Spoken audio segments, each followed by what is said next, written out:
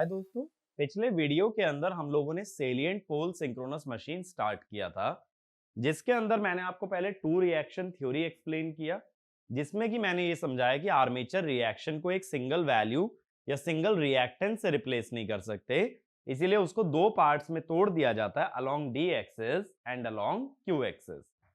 और फिर हमने बात की सेलिएंट पोल सिंक्रोनस ऑल्टरनेटर की, जिसमें कि हमने वेरियस वोल्टेज ड्रॉप्स को ऑब्जर्व किया कि किस तरह से केवीएल इक्वेशन बनती है, किस तरह से एक्सडी यानी कि direct axis synchronous reactance define होती है और direct axis quadrature axis synchronous reactance define होती है। और फिर हमने कुछ इक्वेशंस फिगर आउट की थी। इक्वेशंस में दोबारा लिखे दे रहा हूं।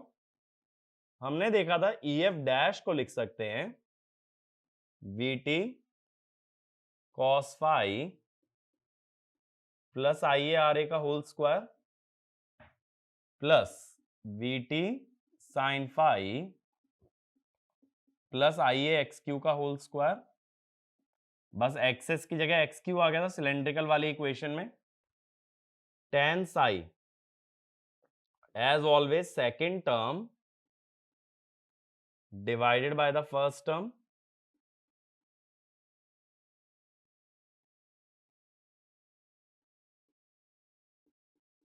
ठीक है।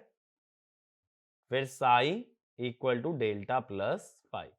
इतनी इक्वेशंस तो वही हैं जो हमने सिलेंड्रिकल के लिए पढ़ा था, बस एक्सेस की जगह एक्स क्यू आ गया। एक इक्वेशन एक्स्ट्रा आई थी E F equal to E F dash plus I D X D minus X Q. और मैंने बोला था यहां सारी क्वांटिटी स्केलार हैं, इसमें से कोई भी फेजर नहीं है।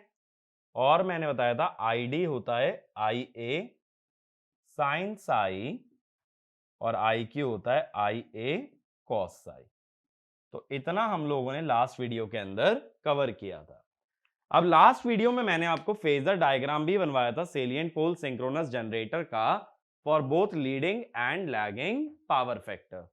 अब सेम चीज हमें करनी है लेकिन सिंक्रोनस मोटर के लिए। तो अब हम बात कर रहे हैं the case of salient pole synchronous motor, ठीक है।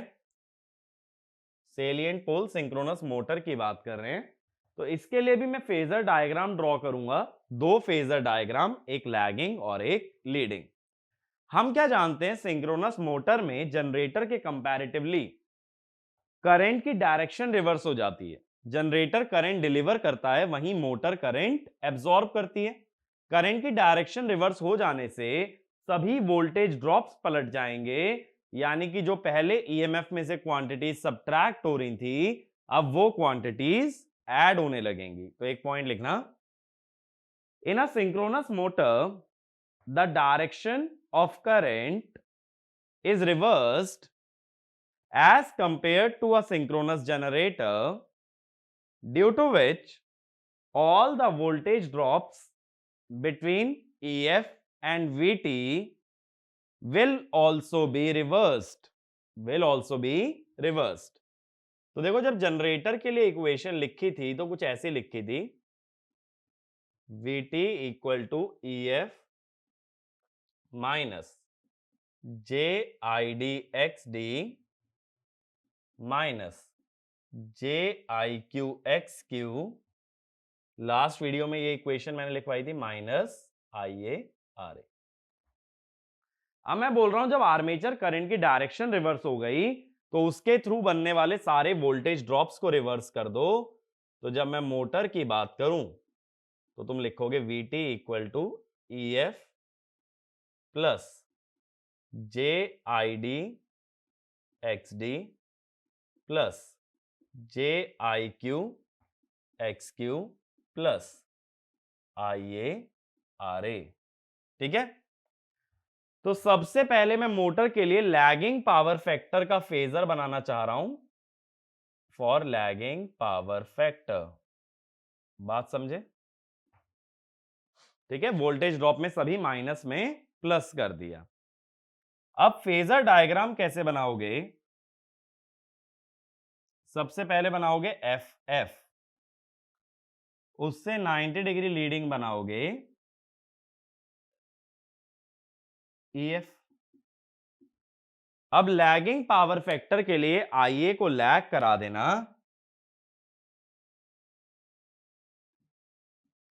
कितने एंगल से? साई एंगल से। ठीक है, ये साई एंगल लैग कर गया armature current. Armature current lag करने के बाद आर्मेचर करंट को दो पार्ट्स में हम डिवाइड कर लेते हैं। FF के अलोंग आता है तो डी एक्सिस, और EMF के अलोंग आता है तो Q एक्सिस। अब लगाना शुरू करो जरा केवीएल इक्वेशन। पहले कर लो J I Q X Q. J I Q, J माने +90, +90 माने 90 डिग्री एंटी क्लॉकवाइज। तो आई क्यू को 90 डिग्री एंटी क्लॉकवाइज अगर रोटेट करोगे तो किस तरफ आएगा? लेफ्ट में। तो ये लेफ्ट में बन गया आई क्यू एक्स क्यू। फिर plus J I D X D. I D ये रहा, प्लस जे माने 90 डिग्री एंटी क्लॉकवाइज, तो कैसे आ जाएगा? ऊपर।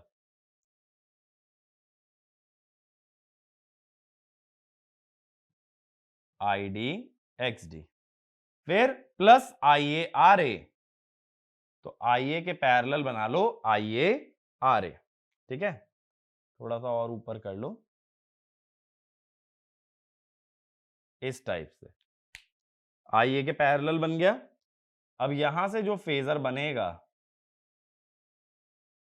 ये होगा अपना VT।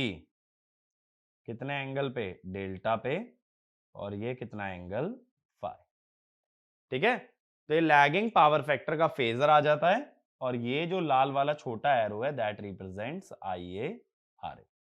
ठीक है, अब सेम वे में एक काम करो, एक बार वीडियो पॉज करो और लीडिंग पावर फैक्टर का फेजर ट्राई करो। वीडियो पॉज करके ट्राई करना। लीडिंग पावर फैक्टर मोटर के लिए ही बनाना है। ठीक है,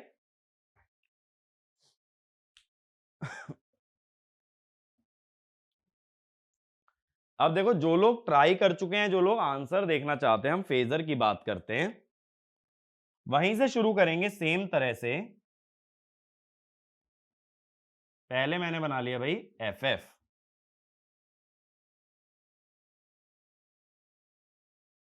फिर मैंने 90 डिग्री पे बना लिया EF। अब IA को जो है लैगिंग ना लेके लीडिंग ले लेना।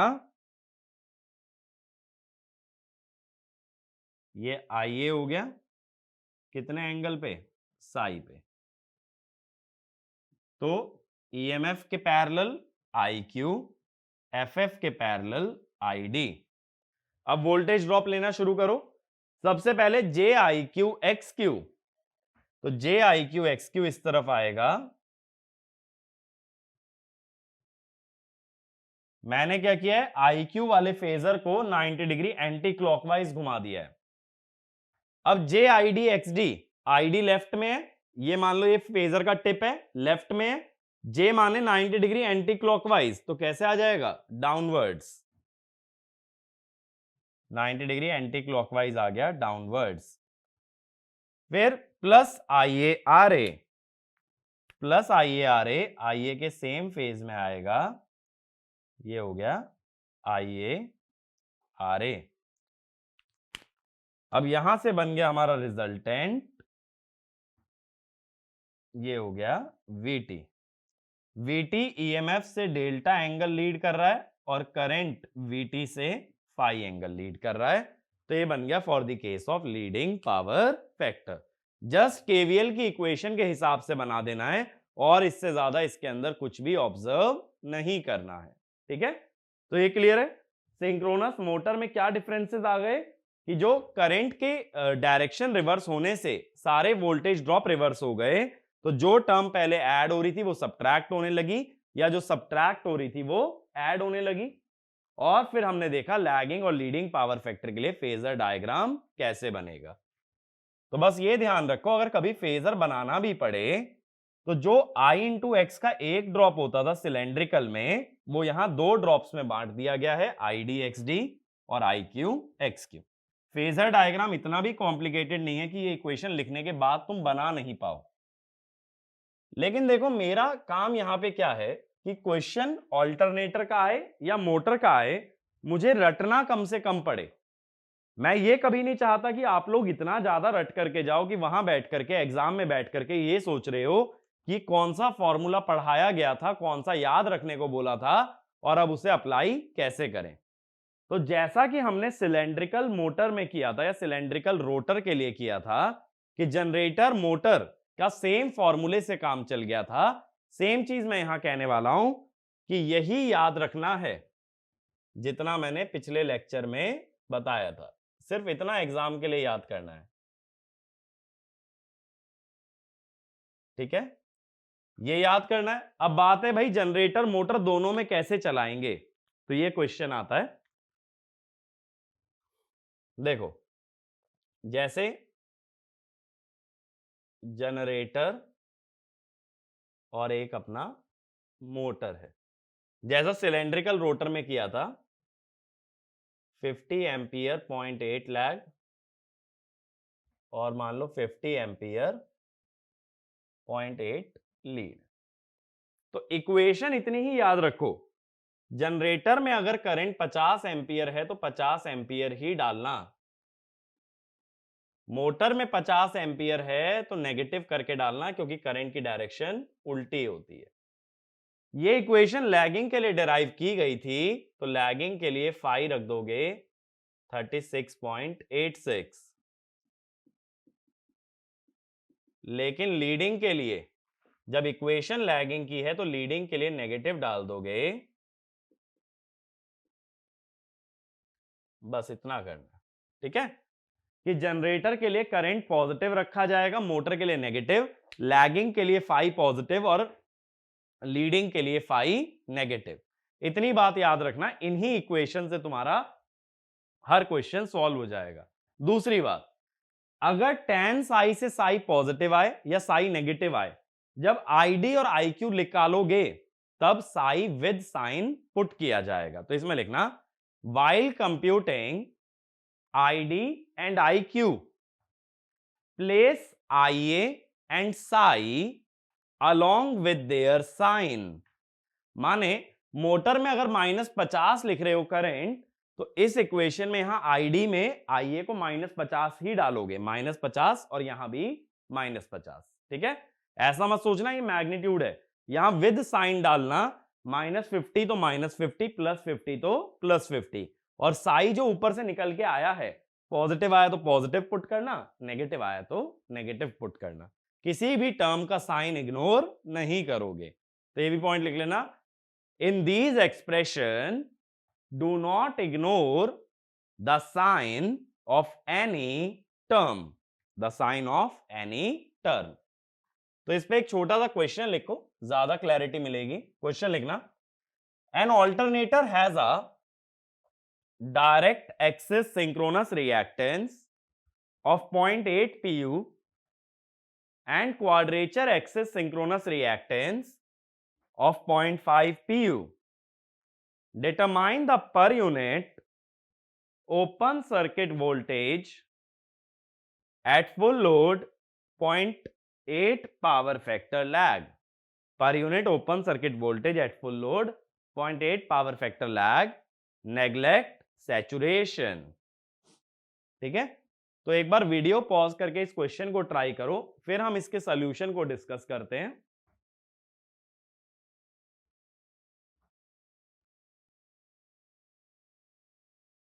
तो जो लोग ट्राई कर चुके हैं, जो लोग सोल्यूशन देखना चाहते हैं, तो हम बात करते हैं क्या क्या डेटा गिवन है।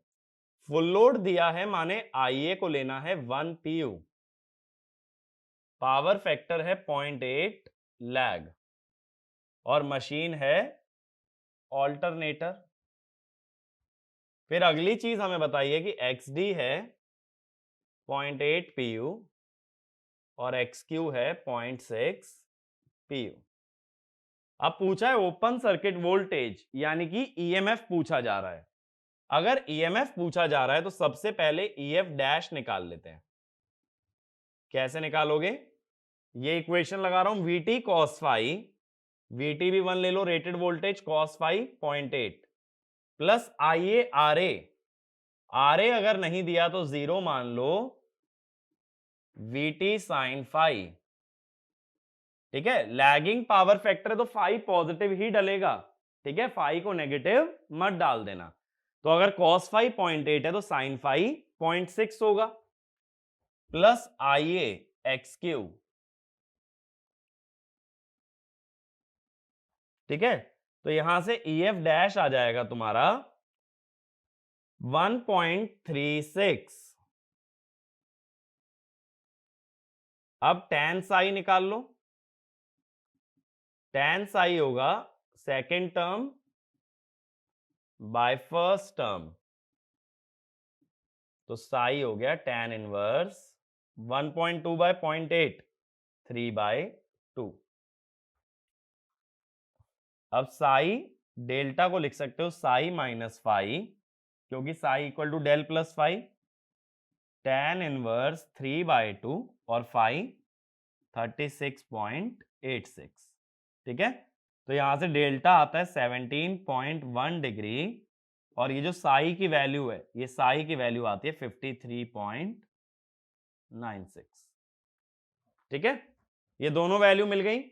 EF डैश के बाद EF निकालने के लिए पहले ID चाहिए, ये होता है IA साइन साई। मैंने बोला विद साइन डालना, जनरेटर है तो IA पॉजिटिव और साई तो पॉजिटिव आया ही है 53.96। तो अगर परपेंडिकुलर 3 है और बेस 2 है, मैं ये कह रहा हूं कि परपेंडिकुलर है, ये बेस है, तो साइन होता है परपेंडिकुलर बाय हाइपोटेनस।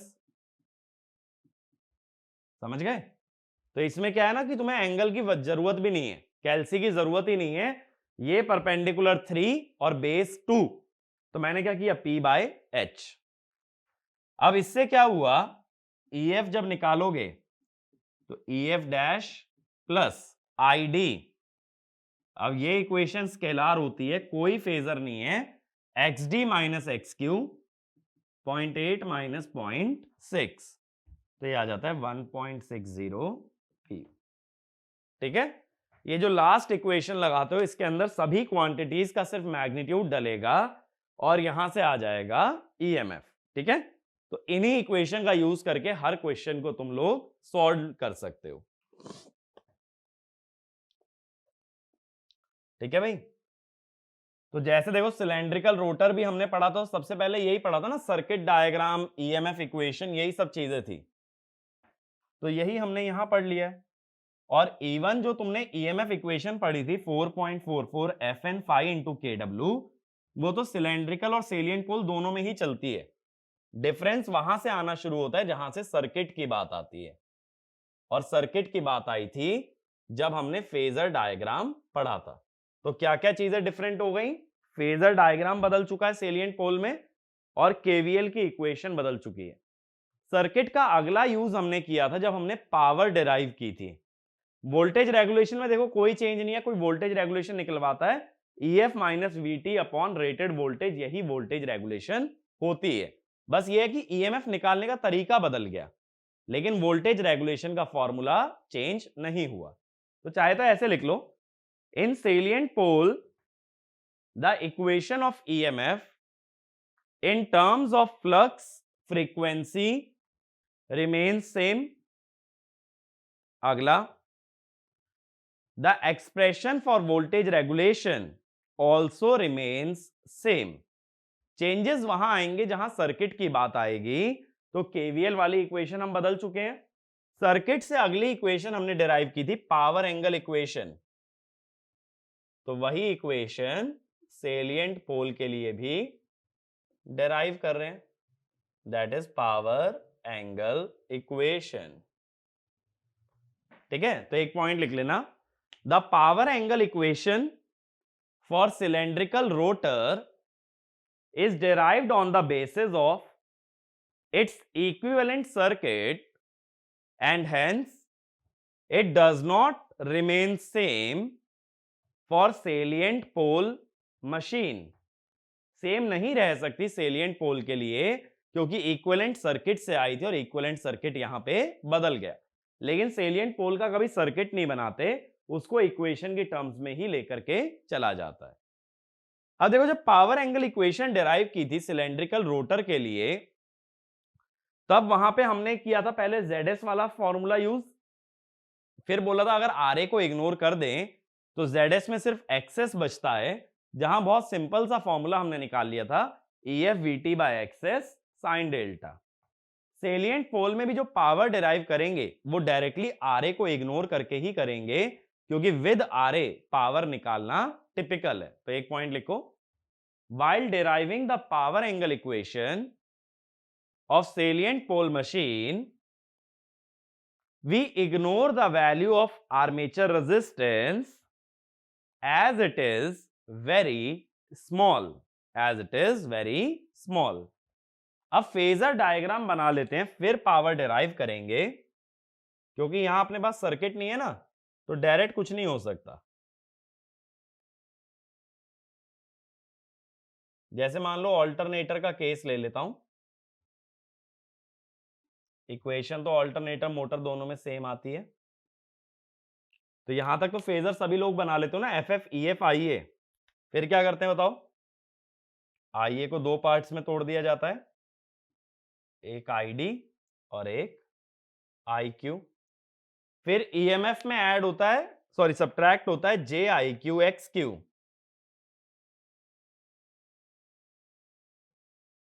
सब्ट्रैक्ट होता है ना तो माइनस जे माने 90 डिग्री क्लॉकवाइज। फिर सब्ट्रैक्ट होता है -JID/XD, माइनस जे का मतलब डाउनवर्ड्स, तो ID/XD। RA तो इग्नोर्ड है, ये बन गया VT, ये एंगल डेल्टा और ये एंगल फाई। अब मैं कहता हूं अगर मुझे रियल पावर डिराइव करनी है तो रियल पावर के लिए वोल्टेज और करंट का सेम फेज में होना जरूरी है, तभी रियल पावर डिराइव हो सकती है। तो एक पॉइंट ये लिखो, to derive real power expression in salient pole alternator the voltage and current should be in the same phase, so we consider component of voltage that lies in same phase with the current, in same phase with the current। अब देखो current अपने पास दो हैं, एक IQ और एक ID, तो मैं कहता हूं रियल पावर क्या होगी, IQ, वोल्टेज का कंपोनेंट IQ के फेज में लेना जरा, यानी वर्टिकल, क्या लिखोगे, VT cos delta plus ID, voltage का horizontal component VT sine delta. लेकिन जैसा मैंने पहले भी सिलेंड्रिकल रोटर में बताया था, पावर एंगल इक्वेशन का ऑब्जेक्टिव यह होता है कि पावर में करंट ना आए, यानी कि मुझे इस इक्वेशन में से कैसे भी IQ और ID को एलिमिनेट करना है। अगर ऐसा मैंने कर दिया then we can derive power angle equation. अब उसके लिए क्या करोगे, देखो फेजर डायग्राम से लिखना, EF क्या है, वर्टिकल कंपोनेंट देखो वोल्टेज का VT cos delta plus ID XD, यहां से ID निकल सकता है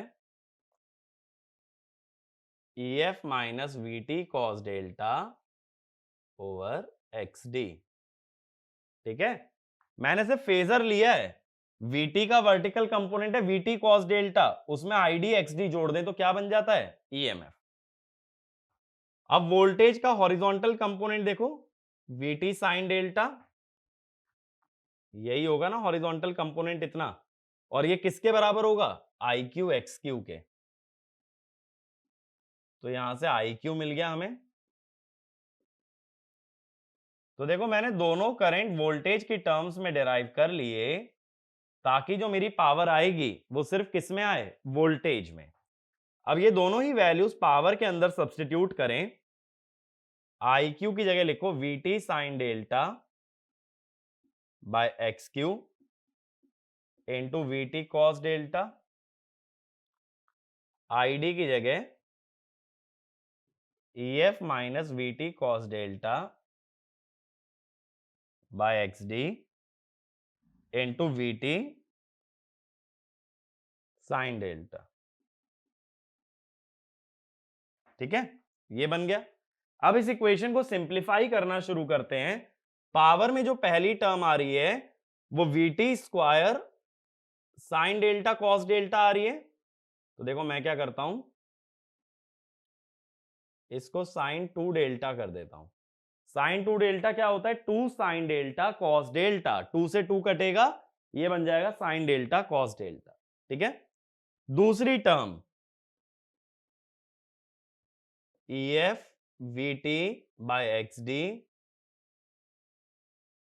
sign delta, EF VT by XD sine delta. तीसरी term VT square by XD, again देखो कॉस डेल्टा साइन डेल्टा बन रहा है, तो इसको ऐसे कर दो, साइन 2 डेल्टा।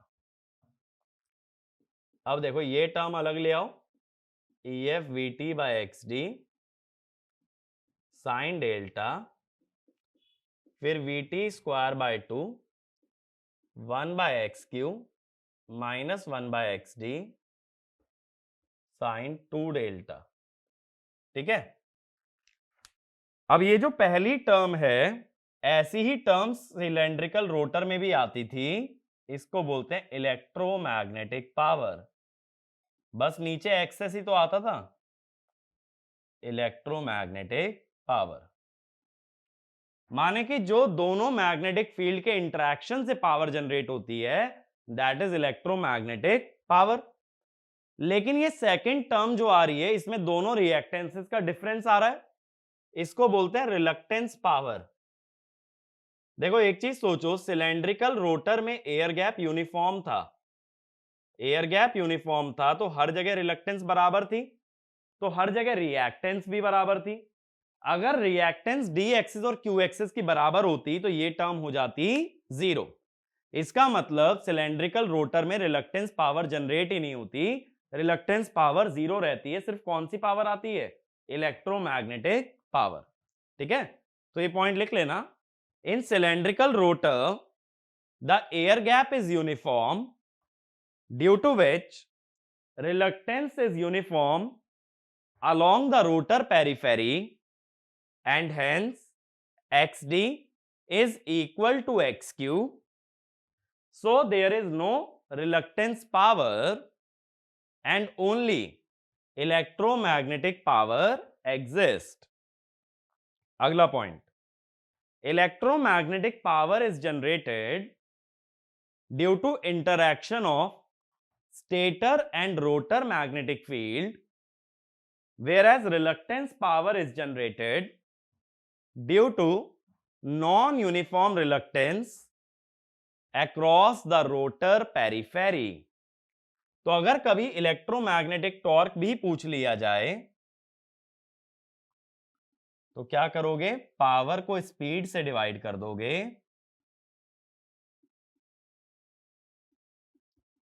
और 3 फेज के लिए लगा दोगे 3। रिलक्टेंस टॉर्क अगर कोई पूछे तो रिलक्टेंस वाली जो पावर है उसको सिंक्रोनस स्पीड से डिवाइड कर देना और 3 से मल्टीप्लाई कर देना। तो जैसा मैंने शुरू में बताया भी था कि दो तरह के टॉर्क होते हैं, इलेक्ट्रोमैग्नेटिक और रिलक्टेंस टॉर्क। तो रिलक्टेंस टॉर्क कहां से आता है, रिलक्टेंस पावर से आता है। एक पॉइंट और लिखो, the power equation derived is the power of single phase where EF and VT are per phase voltages, and in order to obtain 3-phase power we need to multiply power expression by a factor of 3। ठीक है, power को 3 से multiply करोगे तभी 3 phase की power बन सकती है। तो ये टॉर्क के एक्सप्रेशन और लिख लेना कि टॉर्क कैसे निकालते हैं, इलेक्ट्रोमैग्नेटिक और रिलक्टेंस टॉर्क। अब देखो अगर पावर का ग्राफ यहां बनाया जाए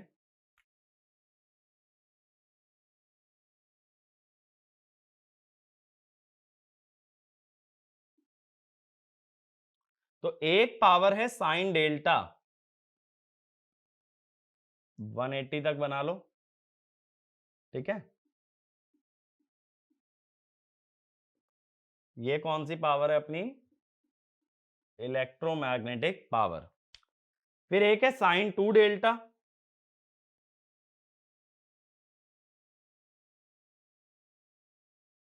साइन 2 डेल्टा की 2 हाफ साइकिल आ जाएंगी। इन दोनों के सम से बनेगी टोटल पावर। तो देखो जब पॉजिटिव में पॉजिटिव ऐड होगा तो पावर ज्यादा जाएगी,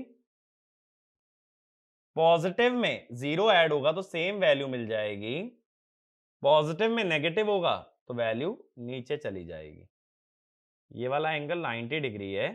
तो देखो मैक्सिमम पावर जो है that occurs eight an angle less than 90 degree. ठीक है, तो सेलिएंट पोल में maximum power less than 90 degree पे आ जाती है। तो ये भी पॉइंट लिख लेना, in salient pole machine maximum power occurs at a power angle less than 90 degree, less than 90 degree। ठीक है, अगला point, the maximum power of salient pole machine is more than cylindrical rotor machine, क्योंकि उसमें और कौन सी power additional मिल रही है, reluctance power, is more than cylindrical rotor machine, so salient pole machine is more stable as compared to cylindrical rotor। मैंने ये चीज पहले भी बताई थी कि मैक्सिमम पावर पे हमारा सिस्टम बन जाता है मार्जिनली स्टेबल। तो स्टेबिलिटी लिमिट जो होती है वो मैक्सिमम पावर होती है, तो जिसकी मैक्सिमम पावर ज्यादा उसकी स्टेबिलिटी लिमिट भी ज्यादा, इसीलिए ये ज्यादा स्टेबल होगी कौन सी machine, salient pole machine as compare to cylindrical rotor. बात क्लियर हुई? अब मेरा क्वेश्चन ये है कि ये मैक्सिमम पावर कितने एंगल पे मिल रही है, ये मुझे निकालना है। अभी तो मैंने बोला 90 से कम पे मिल रही है, लेकिन मैंने एग्जैक्ट थोड़ी ना बताया कितने एंगल पे आती है। तो पावर को मैक्सिमाइज करने का सिंपलेस्ट मैथमेटिकल तरीका कि पावर का डेरिवेटिव डेल्टा के रिस्पेक्ट में कर दिया जाए 0। ठीक है, सिंपल यही तरीका हो सकता है। तो हम कहते हैं for maximum power, for maximum power dp by d delta must be 0। ठीक है ना, करना जरा इसका डेरिवेटिव क्या आएगा बताओ, EF VT by XD cos delta, sine 2 delta का डेरिवेटिव क्या होगा, 2 cos 2 डेल्टा, तो 2 से नीचे वाला 2 तो कट ही गया भाई। अब यहां हम फंस गए, एक cos डेल्टा है एक cos 2 डेल्टा है, इस इक्वेशन को सॉल्व डायरेक्टली नहीं कर सकते। तो क्या करते हैं कि जो cos 2 डेल्टा है इसको 2 cos स्क्वायर डेल्टा माइनस 1 लिख लेते हैं। बात समझ आ रही है, cos 2 डेल्टा को हमने ओपन कर लिया, 2 cos स्क्वायर डेल्टा माइनस 1।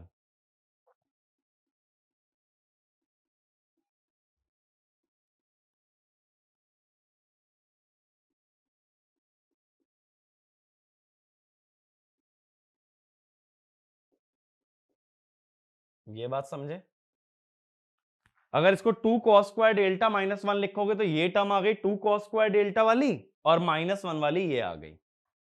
अब ये बेसिकली बन गई एक क्वाड्रेटिक इक्वेशन, किसकी टर्म्स में, cos डेल्टा की टर्म्स में।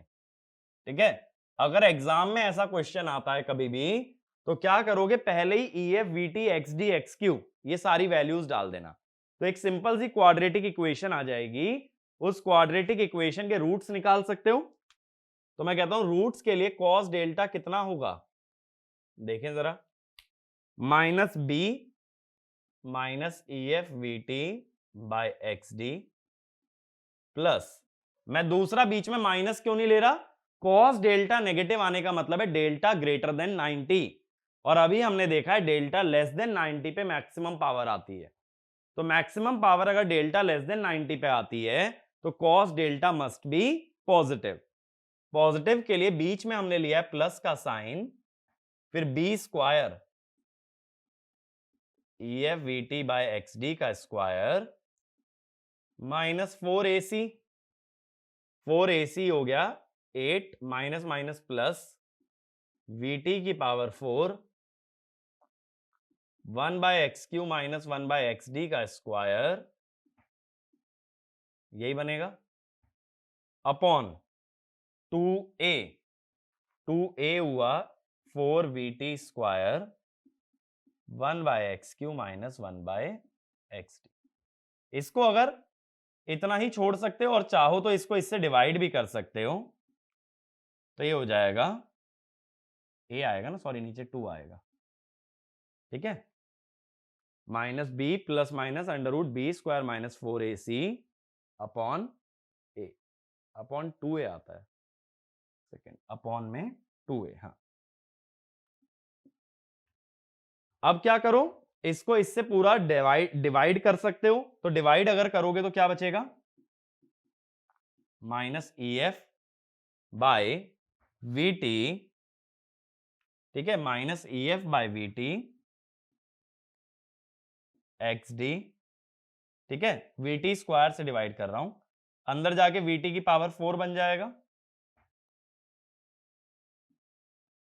EF by VT XD square plus 8, 4 भी नीचे अगर ले लो तो बाय 4, तो बाय 2, सॉरी 4 का अंदर 16 जाएगा तो नीचे में 4 जाएगा, बाय 4, और ये हो जाएगा 1/2 1/x³ minus 1/xd whole square upon 1/x³ minus 1/xd। चाहो तो सिंप्लीफाई कर सकते हो, वरना सिंपल रखो अपना मेथड कि पहले इस क्वाड्रेटिक इक्वेशन को सिंपल टर्म्स में ले आएंगे वैल्यू सब्स्टिट्यूट करके, और बाद में कॉस डेल्टा निकाल लेंगे, कॉस डेल्टा आने के बाद आ गया हमारे पास डेल्टा, ठीक है। तो यहां मैक्सिमम पावर का एंगल डिराइव करना इतना इजी नहीं है, सिलेंड्रिकल रोटर की तरह यहां क्वाड्रेटिक का सॉल्यूशन करना पड़ता है, ठीक है भाई, ये बात क्लियर हुई।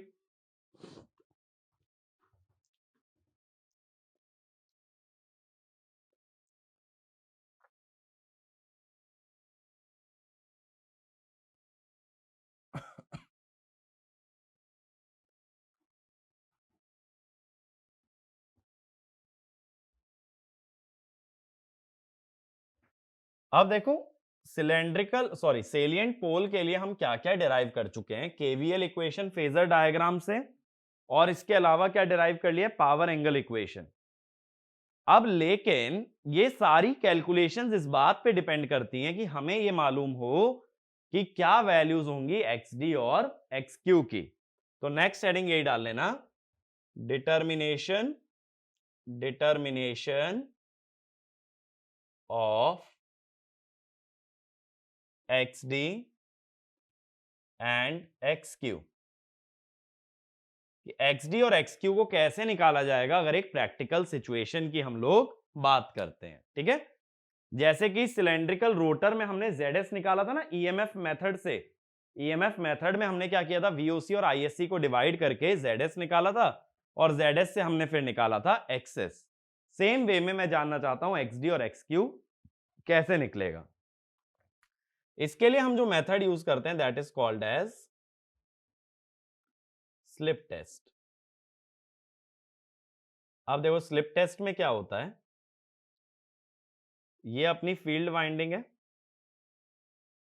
फील्ड वाइंडिंग के अक्रॉस एक वोल्टमीटर लगा होता है, और फील्ड वाइंडिंग से कपल्ड होता है अपना प्राइम मूवर। फिर आती है अपने पास आर्मेचर वाइंडिंग, ज्यादातर आर्मेचर वाइंडिंग स्टार कनेक्टेड होती है, मैंने एडवांटेजेस भी बताए थे,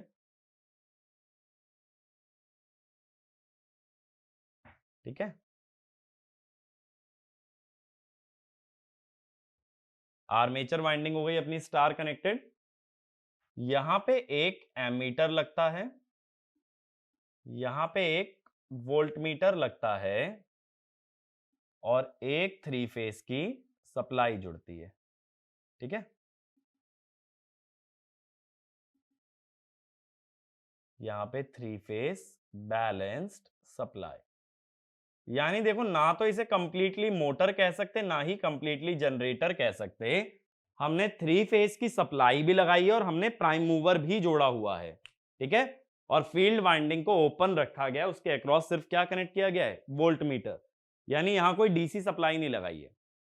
अब इसमें एक पॉइंट लिखो, in this test the field winding is kept open and the rotor is driven by means of a prime mover at a speed slightly less or slightly greater than synchronous speed। इसीलिए यहां slip की बात आ रही है, क्योंकि यही चीज induction machine में भी होती है कि रोटर एनएस पे नहीं घूमता, एनएस से कम में घूमता है मोटर में और एनएस से ज्यादा पे घूमता है जनरेटर में। तो इसीलिए वहां पे किसकी बात आती है, स्लिप की। इसीलिए हम इस टेस्ट को बोल रहे हैं स्लिप टेस्ट। बात क्लियर है? तो रोटर को प्राइम मूवर से घुमा रहे हो एनएस से ज्यादा या कम पे। अगला point, a 3-phase balance supply whose voltage is less than the rated voltage of the machine is applied at the stator terminal। ठीक है, तो ये जो बैलेंस सप्लाई है इसकी वैल्यू रेटेड से कम होती है। अब आगे देखो क्या होगा, अगला point, when the 3-phase armature winding carries 3-phase current it produces a rotating magnetic field that rotates at synchronous speed। ठीक है, तो एक रोटेटिंग मैग्नेटिक फील्ड बन जाएगी जो कितनी स्पीड पे घूमेगी, ns पे। अगर रोटेटिंग मैग्नेटिक फील्ड हमारी ns पे घूम रही है, रोटर की स्पीड ns के बराबर नहीं है। अगला पॉइंट लिखना, the relative speed of the rotor with respect to magnetic field, relative speed of rotor with respect to magnetic field is n minus ns, is n minus ns। ये rotor prime mover की मदद से घूम रहा है n RPM पे, इतनी होगी relative speed. Next point, if n is close to ns then the relative speed between the rotor and the stator magnetic field is small। relative speed between the rotor and the stator magnetic field is small। अब ये जो relative speed होती है इसी के अनुसार frequency induce होती है किसी भी वाइंडिंग में। जैसे देखो, अगर रिलेटिव स्पीड 0 है तो जो वोल्टेज इंड्यूस होगी that will be DC. Relative speed अगर 1500 आरपीएम है तो इसी के हिसाब से फ्रीक्वेंसी भी बनती है। जैसे एक एग्जांपल लो, जनरेटर में हमने क्या बोला था कि रोटर मैग्नेटिक फील्ड बना रहा है और वो मैग्नेटिक फील्ड रोटर के साथ साथ घूम रही है। ये मैग्नेटिक फील्ड जब आर्मेचर के कंडक्टर को काटती है तो उसमें एसी वोल्टेज प्रोड्यूस होती है, लेकिन कितनी फ्रीक्वेंसी की प्रोड्यूस होती है उसका मैंने तरीका क्या बताया था, F equal to P N S by 120। अब ये ns एक्चुअल में क्या था, ये थी speed of magnetic field with respect to conductor.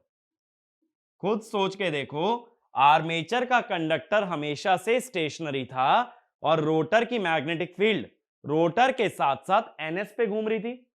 तो रोटर के साथ साथ जब ns पे घूम रही थी तो स्टेटर में कितनी फ्रीक्वेंसी बन रही थी, pns बाय 120। इतनी फ्रीक्वेंसी स्टेटर में बनी। अब केस उल्टा है, मैग्नेटिक फील्ड स्टेटर बना रहा है और वोल्टेज किसमें इंड्यूस होने वाली है, रोटर में। रोटर में जो वोल्टेज इंड्यूस होगी उसकी फ्रीक्वेंसी क्या लिख सकते हो, frequency in rotor is p n relative by 120। ठीक है, इसका सिर्फ मैग्नीट्यूड लेना, पॉजिटिव हो या नेगेटिव, सिर्फ मैग्नीट्यूड की बात करना। तो इतनी फ्रीक्वेंसी इंड्यूस हो जाएगी रोटर में। अब देखो क्या होगा, अगर मान लो ये अपना रोटर है,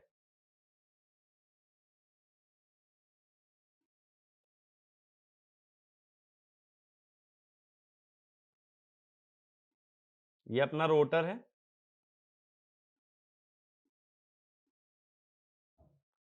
ये घूम रहा है एन से, मैग्नेटिक फील्ड घूम रही है एनएस से। तो जब दोनों अलग अलग स्पीड से घूमते हैं तो रोटर पे खड़े होके अगर देखोगे तो उसके रेस्पेक्ट में मैग्नेटिक फील्ड घूम रही होगी।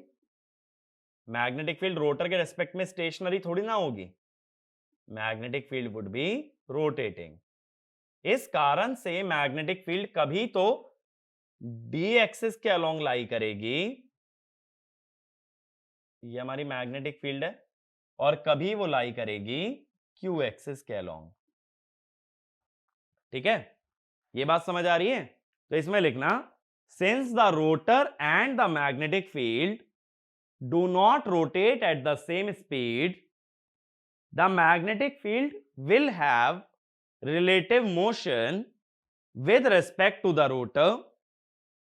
So magnetic field will lie along d axis at some instant of time and it will lie along q axis at other instant of time. अब कॉइल देखो ऐसे वाउंड है, ऐसे गोल गोल वाउंड है। अगर मैग्नेटिक फील्ड ऐसे लाई कर रही है, यानी डी एक्सिस पे लाई कर रही है, नहीं तो ऐसे सोच लो, कॉइल ऐसे वाउंड है, मैग्नेटिक फील्ड अगर ऐसे काट रही है, यानी कॉइल का प्लेन ऐसे है, मैग्नेटिक फील्ड अगर ऐसे काट रही है तो मैक्सिमम फ्लक्स पास होगा। ठीक है, तो यही लिखना, if magnetic field lies along D axis then maximum flux passes through the rotor conductor and hence EMF induced in the rotor is 0। सीधी सी बात सोचो, जब फ्लक्स मैक्सिमम होगा तो वोल्टेज 0 होगी, क्योंकि दोनों के बीच में 90 डिग्री का शिफ्ट होता है। ठीक है, यानी अगर एक साइन है तो दूसरा कोसाइन है। अगला point, when magnetic field lies along q axis then flux through the field winding is 0 and hence EMF is maximum, hence EMF is maximum।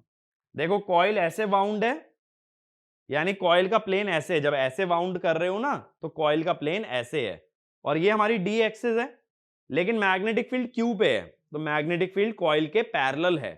अगर मैग्नेटिक फील्ड और कॉइल पैरेलल आ गए तो फ्लक्स तो 0 रहेगा, फ्लक्स अगर 0 रहेगा तो ईएमएफ बनेगा मैक्सिमम। दोबारा समझो, ये डी एक्सिस है, लेकिन कॉइल कैसे वाउंड करोगे, इस टाइप से, यानी प्लेन ऐसा।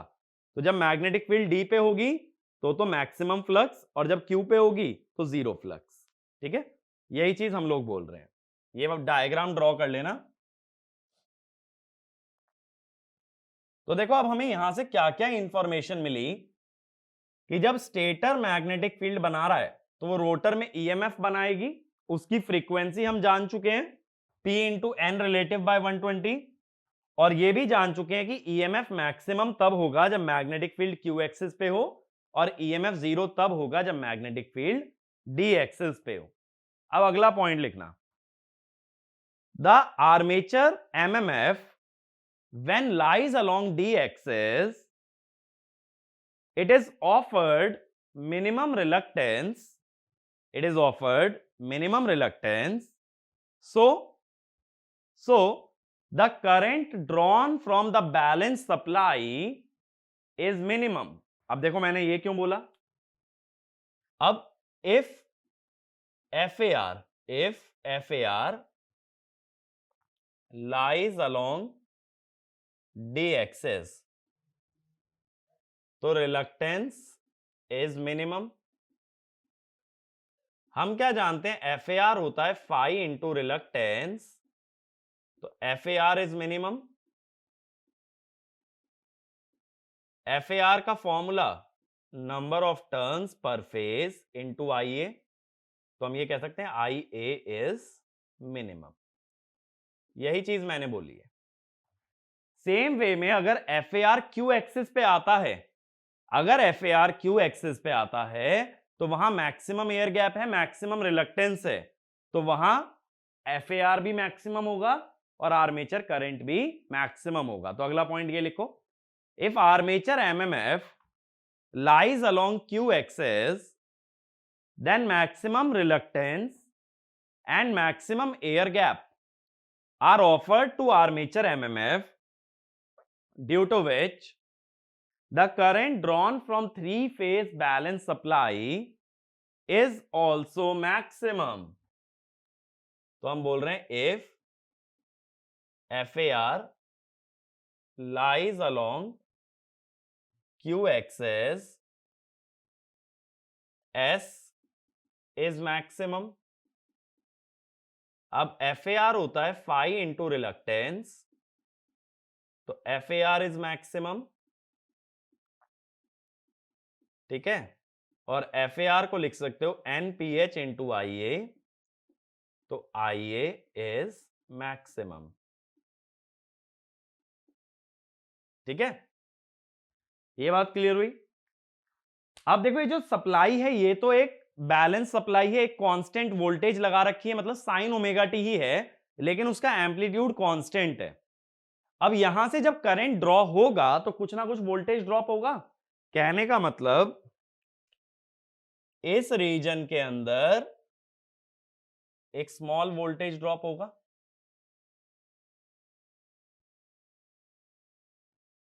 यहां पे मैग्नीट्यूड ऑफ वोल्टेज कांस्टेंट है, लेकिन यहां पे मैग्नीट्यूड ऑफ वोल्टेज वेरिएबल है। क्यों वेरिएबल है?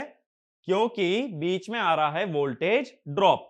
तो जब तुम ज्यादा करंट ड्रॉ करोगे तो ज्यादा वोल्टेज ड्रॉप आएगा, और जब तुम कम करंट ड्रॉ करोगे तो कम वोल्टेज ड्रॉप आएगा। तो अगला पॉइंट ये लिखना, when armature current is maximum the voltage drop in the leads is also maximum, so minimum voltage appears across voltmeter. Similarly, when armature current is minimum, the voltage drop is also minimum and maximum voltage appears across voltmeter, appears across voltmeter. अब यही सब data को देखते हुए हम graph draw करते हैं। हम यहां तीन क्वांटिटीज ड्रॉ करते हैं। सबसे पहले देखो, सबसे पहले यहां बनाते हैं फील्ड वोल्टेज। फील्ड वोल्टेज का मैंने बताया था अभी, फ्रीक्वेंसी जो होगा ये होगा ना, तो ये काफी स्मॉल फ्रीक्वेंसी होती है। अगर फ्रीक्वेंसी स्मॉल है तो इसका टाइम पीरियड लार्ज आएगा,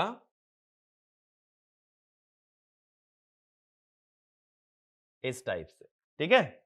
इसमें भी मैंने तुम्हें ये बताया था, जब आर्मेचर एमएमएफ डी एक्सिस पे लाई करेगा तो फील्ड वाइंडिंग में जीरो वोल्टेज होगी। तो जीरो वोल्टेज का मतलब क्या है? D axis. और मैक्सिमम वोल्टेज का मतलब क्या है? Q axis. एक बार पढ़ो, अभी जब मैंने रोटर ड्रॉ करके दिखाया था तब मैंने बोला था एफएआर अगर डी एक्सिस पे लाई करे तो फील्ड वाइंडिंग की वोल्टेज जीरो, एफएआर अगर क्यू एक्सिस पे लाई करे तो फील्ड वाइंडिंग की वोल्टेज मैक्सिमम, ठीक है। तो यहां से हमें डी और क्यू एक्सिस मिल जाते हैं।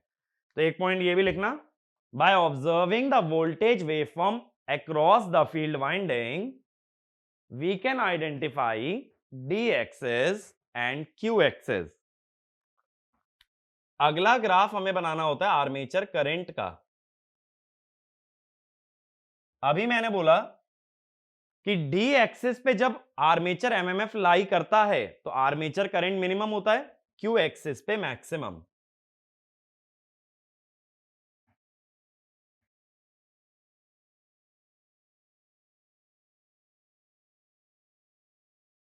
तीसरा हम बनाते हैं आर्मेचर वोल्टेज का।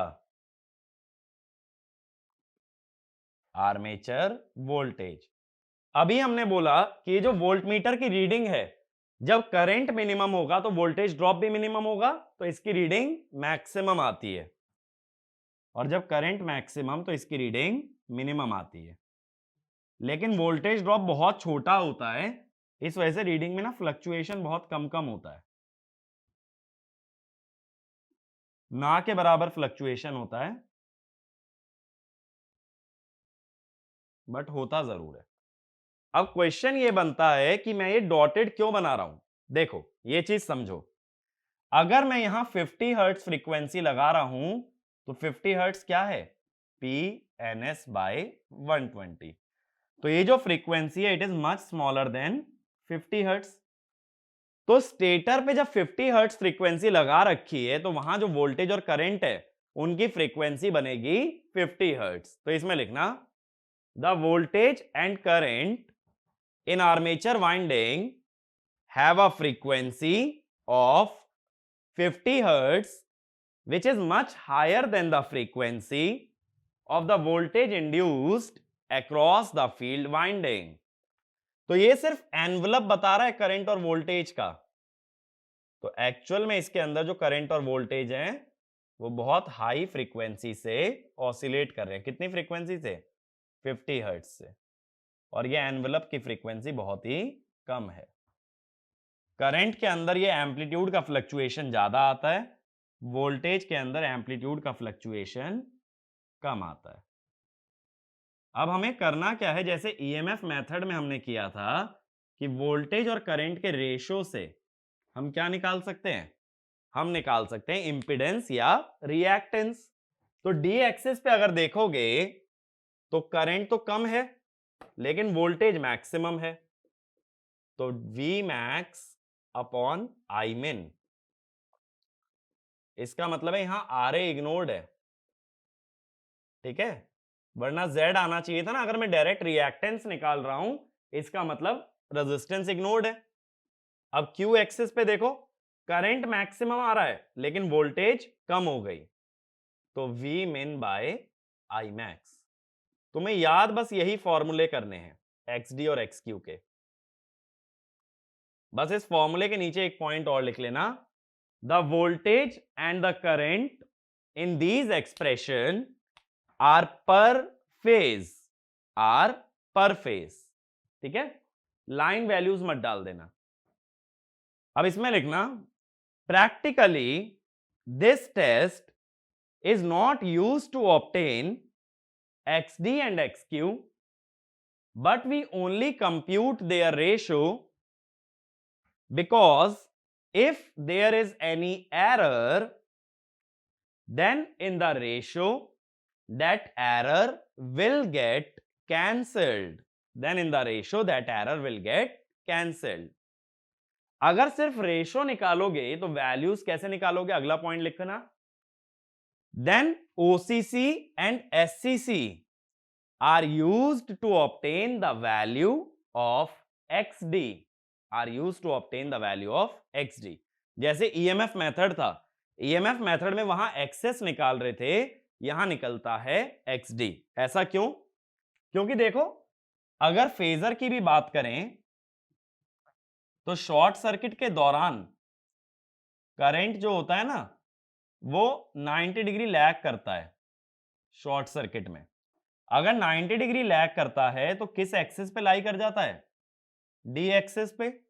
इसीलिए अगर VOC और ISC का रेशियो लोगे तो क्या मिलेगा, XD। तो एक पॉइंट और लिख लेना, when armature terminals are short circuited current lags behind the EMF by 90 degree and so the current lies along D axis, so the current lies along D axis and when we take the ratio of open circuit voltage and short circuit current we obtain XD।